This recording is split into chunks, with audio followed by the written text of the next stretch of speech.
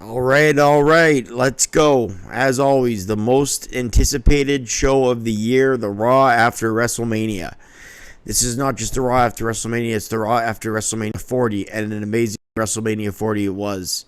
You gotta think, will this show live up to the hype to the night after WrestleMania now that we're in a new era, the Triple H era, the Renaissance era, whatever you want to call it? I would think yes, but it remains to be seen. We'd have to see tonight to know for sure. I think back to 1998, the Raw after WrestleMania. X-Pac came over from WCW. The Rock overtook Farouk for the leader of the nation. The Outlaws joined DX at the end of the cage match, and the Austin and McMahon program really took a turn with Austin as the champion. I thought that was a changing era type Raw. Would we get a Raw similar to that? We can't compare it to the Attitude Era. That's not really fair. But at the same time, will we get a new feel? And I think we did tonight. I think we did get a new feel. It wasn't an amazing episode of Raw tonight, but I thought we got a new feel, and I'll explain that as we go. They ended the lines last night with pro wrestling is back.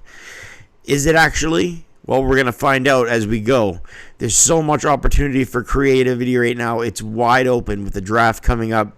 We had new tag champs, new IC champ, new world champs, two new world champs, a new WWE Undisputed champ, new women's champ on SmackDown. We'll see that later. What's up, everybody? Again, I'm Brett Mix. I have a newer channel here, so if you're new to my channel, hit like and subscribe. I'd really appreciate that. Try to make it grow. I'm loving doing my first WrestleMania on this channel as a YouTuber. That was fun. But for the next 20 or so minutes, chill. We're going to go over the Raw review. As always on this channel, I'll cover everything that happened with some analysis on the side when needed. So that's what I like to do as a review for these shows. I like to cover everything and then just go over what needs to be going over with my opinion. Cole McAfee with the commentary at the Wells Fargo Center. This Raw took place April the 8th, 2024. And it was a jam-packed crowd of over 20,000, the 17th straight TV sellout for the WWE. Triple H starts the show, and he says he can gladly say that was the greatest WrestleMania ever. I'm sure being the head booker makes you a little bit biased. It was one of the greatest WrestleManias ever? Yes. Was it the greatest WrestleMania ever? I can confirm that it wasn't. Nothing in my time will touch WrestleMania 17, and then there's also WrestleMania 19, maybe WrestleMania 3 or 14 would be up there too. I'd love to say WrestleMania 10, but the rest of the card wasn't that great. Just a couple of matches were amazing. WrestleMania 24 was damn good. WrestleMania 20 gets a lot of shit, but that actually had a few great matches on it. Obviously, it's not talked about now. WrestleMania 30 was good. So there's been a lot of great WrestleManias, but I don't think anything will touch 17 or 19. But that's just my personal opinion. WrestleMania 40 is up there. Triple H thanks the crowd and says, "Welcome to a new era." He introduces us to the man who will carry us into the new era. And it's the new undisputed Universal Champion, Cody Rhodes.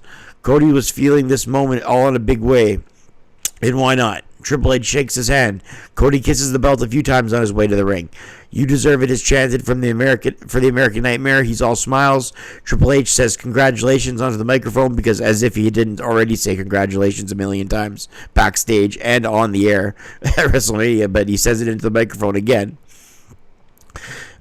Triple H says, and congratulations for being champion on the night of the biggest gate in Raw history. So they must be talking about revenue.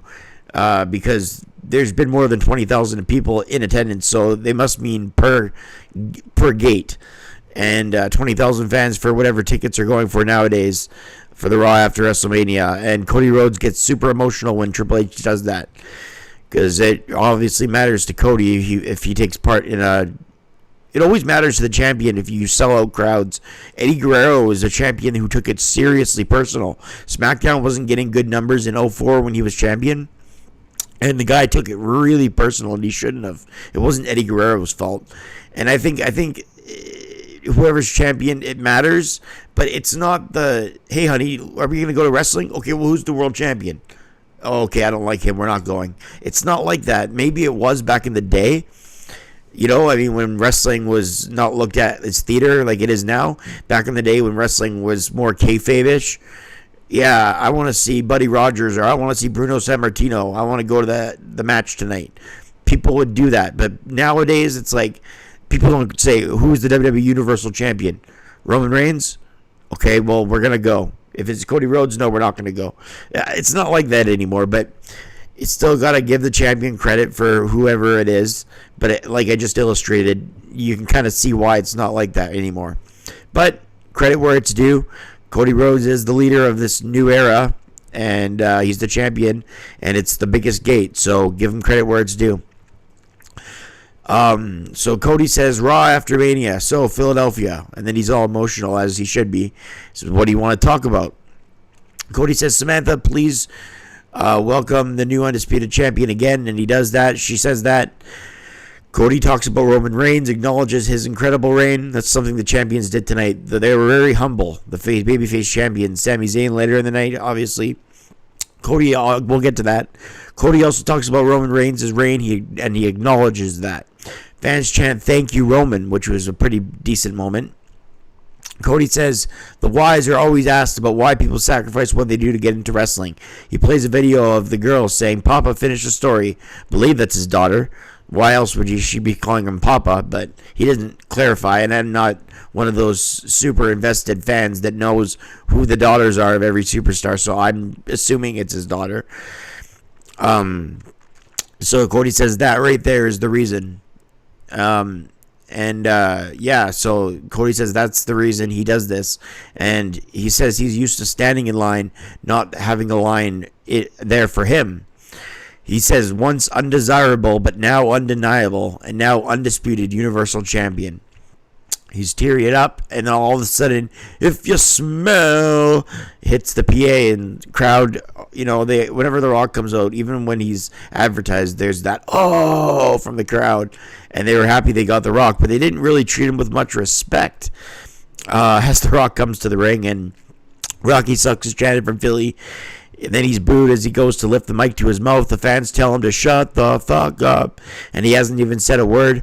Rock says he's a lot of things, but Sucks isn't one of them. This reminds me of the Raw after WrestleMania 18, when in Montreal, I believe. WrestleMania 18 was in Toronto, but the night after, I believe, was in Montreal. And Hulk Hogan got that amazing 5-minute, 10-minute standing ovation. And right after that, The Rock came out. And they were going to set up a main event, I remember, for that night. It was going to be Scott Hall and Kevin Nash versus The Rock and Hulk Hogan, because Hogan had just turned face. But The Rock was booed the night before, so every time The Rock lifted the mic up, the crowd booed him. This was exactly like that. Only The Rock was a heel here, so it didn't probably hurt him as much. Philly broke a record for the largest gathering of pieces of trailer park trash The Rock has ever seen. And then he also said something that was censored, and the crowd went nuts. It was rather annoying, the crowd's treatment, but they were loud. It's the night after WrestleMania. They're all jacked up. He said they can chant what you finished your story and you beat Roman Reigns in that ring 1, 2, 3, Cody. As The Rock gets serious, The Rock says he made you bleed, he split your skin, and you still did it all. The Rock said Mama Prouds was proud of her boy. Mama Rhodes was proud of her boy. Mama Prouds, did I say? Mama Rhodes was proud of her boy, and she should be. Rock says, you know who else would have been proud of you? Your dad. He would have had a smile on his face. Rock said he's not sure if his dad was proud of him for beating him up, but he doesn't care, which was pretty funny, and the crowd laughed as The Rock was dead serious when he said that. And he's just, Rock says his title looks shiny and he wants to hold it. Cody's a little befuddled by the question of if he can hold his title or not. The Rock said he wanted to hold his title and said that this just kind of feels right. Only if, Cody says, sure, only if you can feel mine. Or if I can feel yours, he said. And The Rock said, absolutely. The Rock said he's got to go away for a while now, which is what we're all expecting, but good thing that he showed up on Raw, at least, before he leaves. And the crowd chanted, na, na, na, na, hey, hey, goodbye. But The Rock planted seeds for a future him and Cody Rhodes program. Rock says, you beat Roman in your story. Congrats, you did it.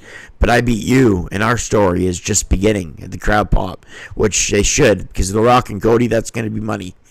Cody says, I am their champion. You might be my boss, but I am still your champion. Loud Cody chants rain down. Rock says there's one last thing before The Rock, the final boss, rides off into the sunset for now. Rock says he doesn't have to open his hand to know what this is. Don't ever break my heart again. If you smell what the final boss is cooking. So I don't really get what he did. I don't even know if they even showed what he gave Cody Rhodes. I don't even know if there was anything in his hand, for God's sakes. Could have been a personal message.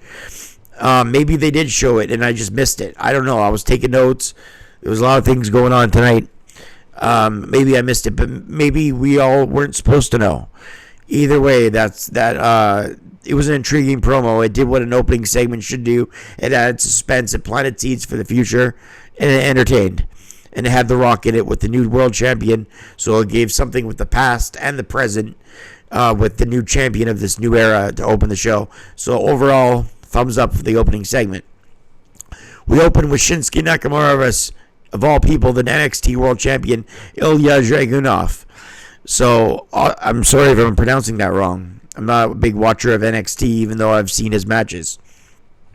Awesome way to kick off the show with the NXT Champion. A big surprise. We get word that there's going to be a draft in late April on SmackDown and Raw, and that's just awesome news. I love the draft. I love the possibilities of it all, and I hope they stick to it this time around. Shinsuke Nakamura and Dragunov put on together a nice little match, high-flying match here. Headbutt gets Dragunov the victory. Don't get me wrong, Dragunov shouldn't be losing, but my God, is Nakamura a jobber and a loser or what? He's been jobbing months non-stop, and he wasn't even on WrestleMania, only to job to an NXT star in a few minutes, curtain jerking the night after WrestleMania where he wasn't on the card. You can't change his booking even a little bit, is what I gotta say. Fair match, but God, give Shinsuke something better. Couple stars. We then get a segment with the Judgment Day. Damian Priest says, "All rise for the Judgment Day." R-Truth sticks up his title to go along with Rhea Ripley, Mummy, and Damian Priest both lifting up their world titles. And Priest says, no, this can't be happening. R-Truth says, "What? I brought the titles back to the Judgment Day." And R-Truth says, "I know you guys are really tough with who goes into the Judgment Day, but I want to talk about another member." And then before he can, Miz comes out, and Miz says, "Look, I don't want to be in the Judgment Day." Priest says he's not in. The fans chant, "Yes, he is." Or "Yes, he is. Yes, he is." I think that's how it went. Miz comes, like it matters. Miz comes out saying that he doesn't want any part of it. But Truth says he wants a tag match after Finn Balor said, "We're going to make you the shortest reigning champs ever." And R-Truth said, "We want to be taking on you with a partner that you can't see." And the fans chanted for Cena. And then we go to a break. We come back from break. It's a 3-on-2 handicap match. Good match here. Decent work. Truth said they were going to team with someone they can't see. And of all people, John Cena shows up. A triple "you can't see me, but this is how a childhood hero" with R-Truth would love that moment, and they get the victory. 2 stars and a quarter. Great moment for Cena to return. This whole R-Truth having Cena as his childhood hero doesn't make any sense, and thank God I'm not going nuts, because Pat McAfee said the same thing. He said R-Truth was in WWE before him, and we didn't say that, but that's the truth of the matter. K-Quick was in the WWF 2 years before John Cena even debuted in the WWE. So how in God's name was he his childhood hero? But nothing about R-Truth makes sense. There's little Jimmy's, and there's his logic about being in the Judgment Day. Nothing about it makes sense. That's the point, I guess. So I'm not gonna nitpick that. Bronson Reed says backstage that winning the Andre the Giant is only one step. Tonight, a fatal 4-way number 1 contendership begins with Ricochet, main event Jey Uso, and Drew McIntyre in the main event, where the winner will take on the new world champion, Damian Priest. Is that going to happen at WrestleMania Backlash? I don't know. Or it may be next week for all we know. But the number 1 contender we'll find out later tonight. Roxanne Perez takes on Indy Hartwell with Candice LeRae. So now we have the NXT Women's Champion, the new NXT Women's Champion. The women and men NXT champions doing their dance the night after Mania for another surprise. Hartwell hasn't been a fan of LeRae's actions as of late, but Roxanne wins with the Pop Rocks, a modified version of a Spanish Fly. We'll give that a couple stars as well. Zayn comes out, and we get the night's third "You Deserve It" chant. Damian Priest got one. Cody Rhodes obviously got one. And now we get one for Sami Zayn. And he says, you don't know what that means to me. And he's getting all emotional. He says the last 2 years have been amazing for WrestleMania. He main evented last year, won the tag titles with Kevin Owens. He did the second runner-up to main event this year. And he wins the Intercontinental title. And he thanks Gunther's reign, calls him the best IC champion of all time, putting him over. Then two of Gunther's henchmen and Imperium come out, Kaiser and Vinci. They go to attack Zayn's good old buddy. Gable runs to the ring to even it out, and we get an impromptu tag team match between Gable and Zayn versus Imperium. Zayn and Gable and Imperium put on good stuff in this one. Zayn looked for a hot tag. A lot of the matches, Imperium were isolating him down. Zayn eventually got the hot tag to Gable, who ran in rampant with Imperium. Zayn sends Kaiser to the outside, but then an exploder suplex into the corner. Gable comes into the ring with an amazing suplex, Chaos Theory, and then gets the job done for Gable and Zayn. Really good tag team match, 2 stars and 3/4. Chelsea Green's backstage with Adam Pearce talking about how she should have been on WrestleMania, as she's must-see. And they say, go to the ring, we'll have you a match. She goes to the ring, and it's none other than Jade Cargill. Jade then makes quick work of Green with a big stomp, and then she has Chelsea up and drops her. And then Michael Cole says, Chelsea Green has been jaded. Gave it a 1/4 star. It was a squash match. Zayn says it'll be an honor to defend the IC title backstage against Chad Gable in his hometown of Montreal next week on Raw. So a big pop for that. And I'm sure that's going to be an excellent match for sure. Next comes Drew McIntyre for the main event. And what does Drew unload on the mic, as he should? He came out and he went off about CM Punk. He went off about how he had his moment for 5 minutes and 26 seconds, I think he said. He said that his moment was not long enough. He took his eye off, and Punk is a coward because the second he took his eye off Punk, he did it. Even though he's obsessed with Punk, Drew is just a hypocrite with everything he says, but I think that's the point of his heel character. I'm hoping. So anyways, Drew gets off the mic because main event Jey Uso interrupts, and yeah, he wasn't happy that he got interrupted either. So Drew's just not a happy man. Yeah, he calls the Money in the Bank a joke. You gotta wonder if that's a bit of a shoot. He says it takes away everything Seth did. It takes away of Drew's moment, and he calls Priest a transitional champion. So we'll see if he is or not. I think a lot of people look at him that way. So that might have been a big burn. How much of a shoot? I don't know. Next week, they come to Montreal. Zayn defends against Gable. Andrade will take on Dirty Dom and more. One of these 4 men are going to take on Damian Priest for the world title. Like I said, at Backlash, I don't know. Maybe next week on Raw, maybe in a couple weeks. Maybe at King of the Ring or the Draft. Who knows? Backlash is probably the most likely date. But we'll have to see. Main event, Jey Uso versus Bronson Reed versus Ricochet versus Drew McIntyre. McIntyre is the obvious favorite here, with Jey Uso being a dark horse. That's what I wrote in my notes before it started. Main event Jey Uso in a lot of matches that are the main event lately, which is great for his character. Really suits him. Obviously, that's his name. Jey Uso with some quick offense. We head to a commercial early. We get, after a ton of spots and a good lot of bumps in Philly, "This is awesome" is chanted. Jey Uso could be suffering with broken ribs. A lot of good bumps. They went all over the ring. This is one of the good things about a fatal 4-way or a triple threat. There's a lot of chaos. Bronson into a buckle bomb in the corner to Ricochet, and Reed almost got a pin. So then he did a senton to Ricochet. Reed goes up top, and Drew McIntyre prevents a tsunami from Reed, but then he trips McIntyre off the apron. Reed clears the table on the outside.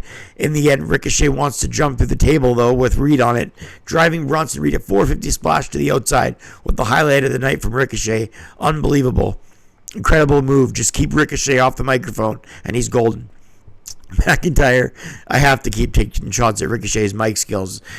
McIntyre and Uso are slugging it out in the middle of the ring as Jay gets a future shock DDT in the center of the ring and kips up as Philly crowd are on their feet for Drew, I should say, not Jay. Then CM Punk is holding his leg because he comes from beneath the ring, it looks like. Unless it was from the corner of the crowd, I couldn't really see. CM Punk trips up McIntyre again, and Jay hits him with a super kick and a splash. And then Jey Uso goes up for a frog splash. Then the 3. Punk costs McIntyre again. Main event, Jey Uso wins in the main event and is the new #1 contender. So Jay beats his brother Jimmy at WrestleMania. Main event, goes in the main event, spears his brother off the table through a table off the stage in the main event of WrestleMania. Then he main events Raw the night after WrestleMania, and it becomes the number one contender. Great stuff for Jey Uso. Congratulations to him. And he's the number one contender for Damian Priest. We got Jey Uso and Damian Priest. If we would have said 5 months ago that the night after WrestleMania, the main event for the world title scene would be Damian Priest and Jey Uso, we'd be shocked. But that's what it is. And I like this. I like the unpredictability of the Triple H era, getting strengths in a lot of different characters. Gunther was missed in Raw tonight, as was the Tribal Chief. Who knows how long it's going to be till we see him. Gave that main event 3 stars. Thought it was fun. That does it for the match portion of the show. Was the show good? It had some moments. It flowed well. I give it a 6.5 out of 10. A great main event and a lot of feel-good moments for champions. Nice surprises. The show flowed on par for what it should be the night after a WrestleMania. The talent, the creative, they're all gassed the night after WrestleMania. Even content producers on YouTube who do a lot more than I do have got to be gassed. This is 4 nights in a row of multiple hour wrestling shows. We had SmackDown Friday, WrestleMania Saturday and Sunday at the Hall of Fame, the Slammy Awards, the press conferences, the Raw after WrestleMania. People need a break, but they went out there and they delivered for another night of wrestling. So you got to give credit to the WWE. For the Raw after WrestleMania, had its surprises as advertised with the NXT call-ups. Good of Rock to show up and plant the seeds for the future. Good of Cena to show up in a mid-card segment. Good of WWE to give these new champions their moment. And we know there will be more of that to see with SmackDown this Friday and the draft ahead with so many possibilities. As I said, there's just so much to look forward to. It's exciting in a new era with new people behind the curtain in Triple H getting complete power.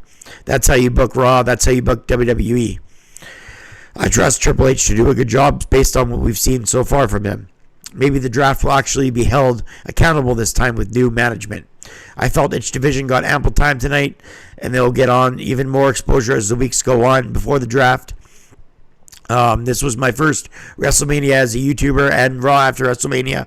So I want to say thanks to anyone watching, still watching. Stay subscribed and notified.